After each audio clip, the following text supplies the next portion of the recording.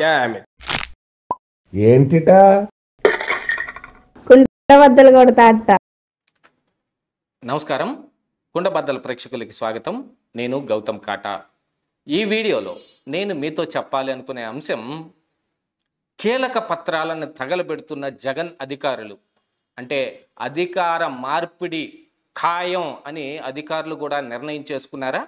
CID కానీ SIT కానీ ఎందుకు భయపడుతూ ఉన్నారు? ఇలాంటి కీలక పత్రాలు తగలబెట్టవలసిన అవసరం ఏమొచ్చింది అనేది నేను ఈ వీడియోలో మీకు వివరించబోయే ముందుగా కుండబద్దలు ప్రేక్షకులందరికీ నా మనవి, వీడియో నచ్చితే గనుక ఖచ్చితంగా లైక్ చేయండి, మరో 10 మందికి షేర్ చేయండి.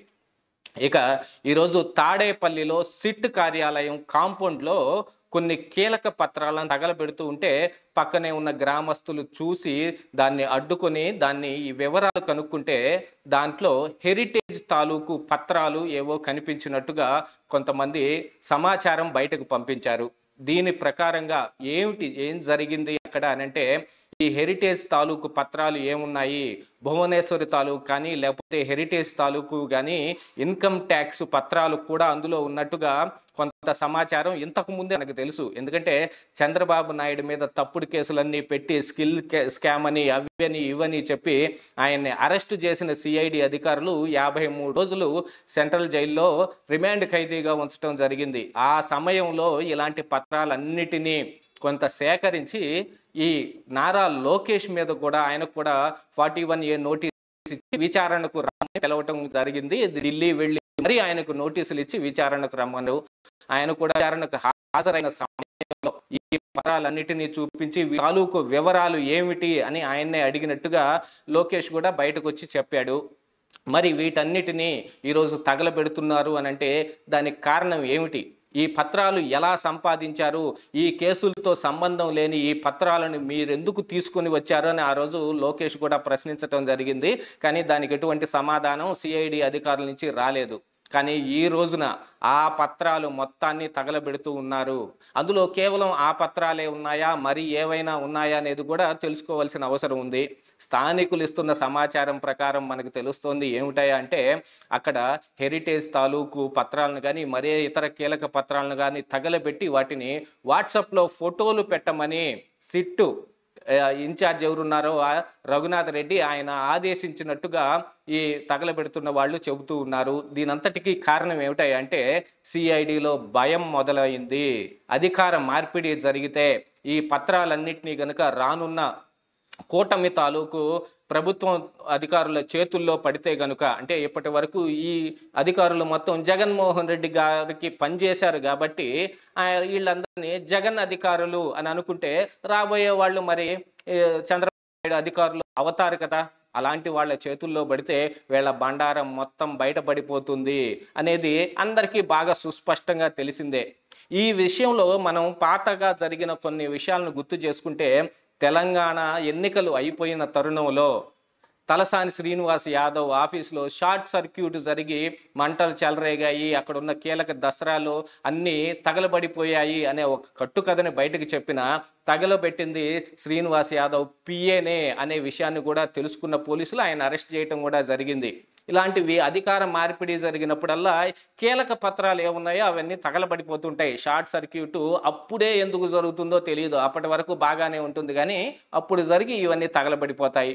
ఎప్పుడు జరిగే తంతే అయినప్పటికీ కూడా ఈసారి జగన్మోహన్ రెడ్డి హయాంలో వీళ్ళందరూ పనిచేసి ఏవేవి తప్పుడు పనులు చేశారో వాటన్నిటి తాలూకు పత్రాలని ఈరోజు తగలబెడుతున్నట్టుగా అందరికీ అనుమానాలు చెలరేగాయి.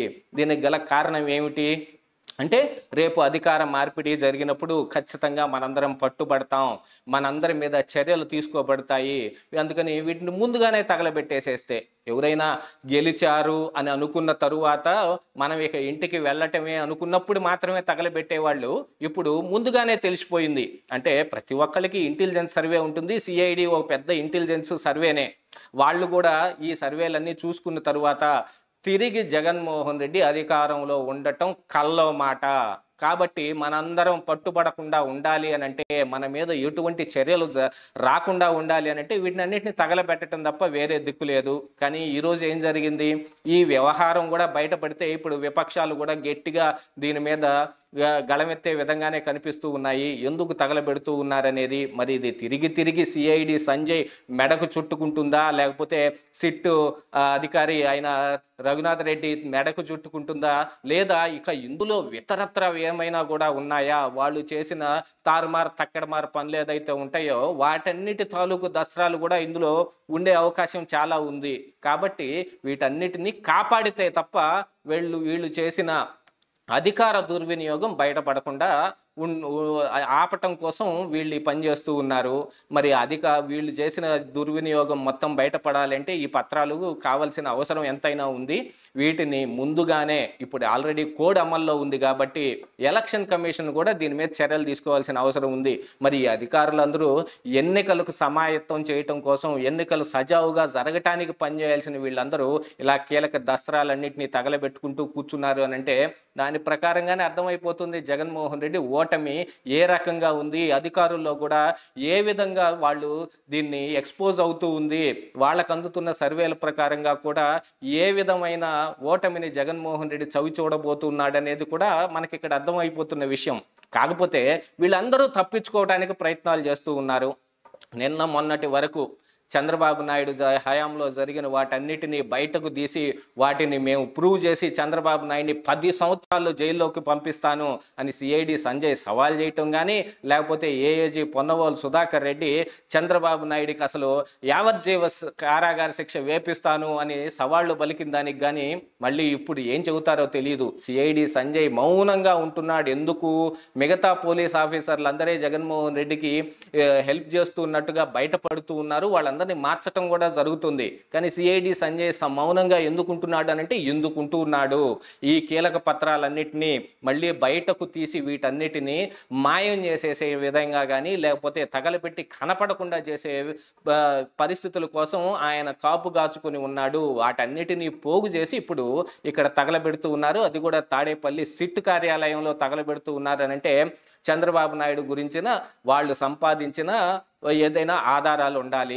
ఆ ఆధారాలు ఎందుకు పనికి రాకపోయినా, చంద్రబాబు నాయుడు మీద కేసు ప్రూవ్ చేయడానికి పనికి రాకపోయినా, ఆయనకు బెయిల్ రాకుండా అడ్డుకోవటానికి పనికి రాకపోయినా రేపు ఈ అధికారులందరూ పట్టుబడే అవకాశాలు మెండుగా ఉన్నాయి. కాబట్టి వాళ్ళు ఈ పని చేస్తూ ఉన్నట్టుగా మనకు అర్థమవుతూనే ఉంది. మరి ఈ రకమైన స్ట్రాటజీలు ఎన్ని వేసుకొని వీళ్ళందరూ తప్పించుకొని బయటపడదాం అనుకుంటున్నారో తెలియదు. కానీ తెలంగాణలో అయితే చాలా వరకు ఫోన్ ట్యాపింగులతో సహా మొత్తం బయటకు వచ్చింది. చాలామంది అరెస్ట్ అయ్యే అవకాశాలు ఉన్నాయి.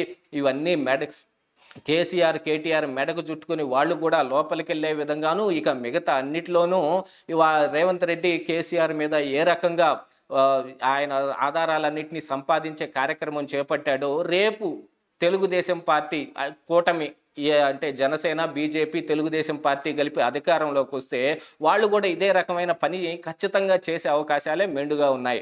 వాటి నుంచి తప్పించుకోవడం కోసం ఈ అధికారులు ఇప్పుడు ఈ పన్నాగం పన్నారు. మరి దీని మీద ఎలక్షన్ కమిషన్ ఏం చెబుతుంది, దాన్ని కూడా మనం దృష్టిలో పెట్టుకోవాల్సిన అవసరం ఉంది. ఇదే ఈరోజు కుండబద్దలు.